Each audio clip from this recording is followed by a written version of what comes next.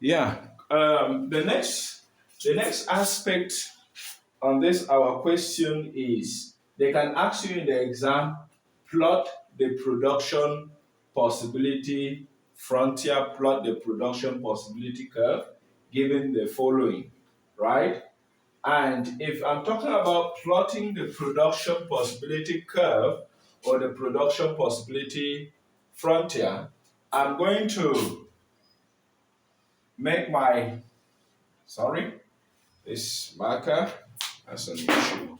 So I'm going to have something like this.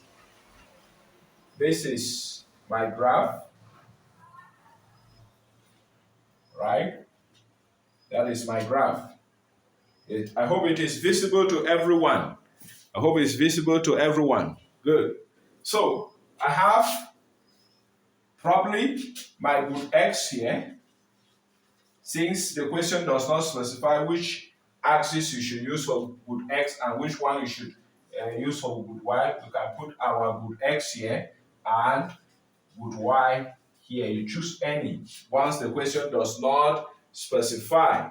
So I've decided to choose my good X to be this axis and good Y to be this other horizontal axis.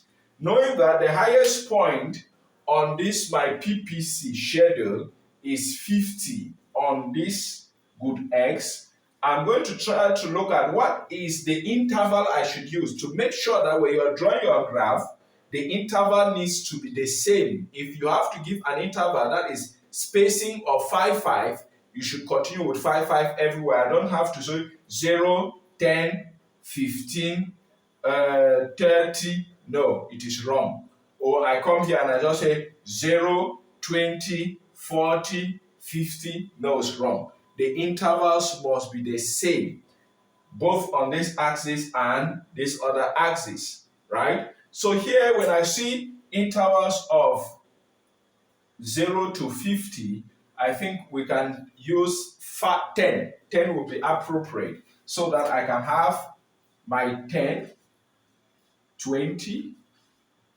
30, 40, 50.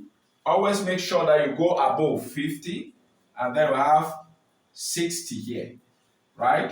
And then on the Y, on the good Y, I'm going right up to 550, so I can even extend it to 600, right? Meaning that, and if I'm extending to 600, if I use 100, that will be 6 points, which will be good. So I will use 100 here. Some people can use 50, some can use 25, but your graph will be too long, so it's too large. So I'll use 100. This is 100. I go to 200, go to 300, go to 400, go to 500, then I go to 600, right? Always make sure that you go beyond the highest figure. Now, if I'm trying to plot this graph, if I'm plotting this graph, I'll start with point A. It is X will be 50. I put my pen on 50, and then go to the good Y. How many times? 0 means I'll remain here, right? Have you seen? I start with, I'm here 50. I look for 50 on my good X. This is it. And then I ask myself, how many times should I go to good Y? They say 0. Then I remain there, right? I put my X there to mark the point. Then combination B, it is 40, 300. I come here and I put my pen on 40. They say go how many times to 300. So I'll try to go. 300 is somewhere here. Yes, 300 should be somewhere here, if I'm not mistaken. And then 2500, where's 20? This is my 20, and I try to go up to 500. This is where the 2 points meet, right?